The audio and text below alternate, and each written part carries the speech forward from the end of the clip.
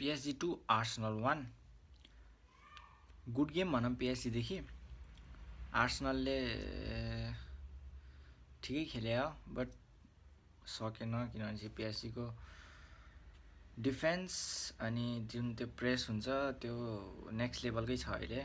हैन जुन हिसाबले लुइस एन्रिकेले ट्रान्सफर्म गरेछ PSG लाई without Mbappe without Messi without Neymar it's brilliant भनौँ कि हैन खत्रै हो के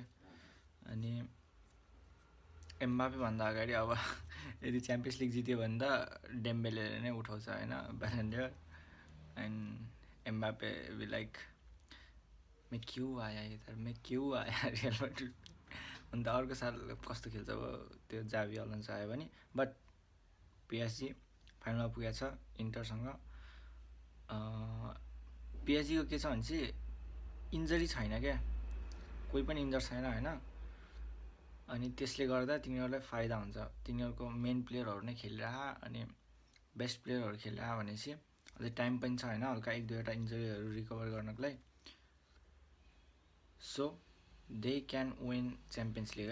and I think PSG will win त्यही पनि हामी अब प्रिभ्यू भिडियो लिएर आउँछु म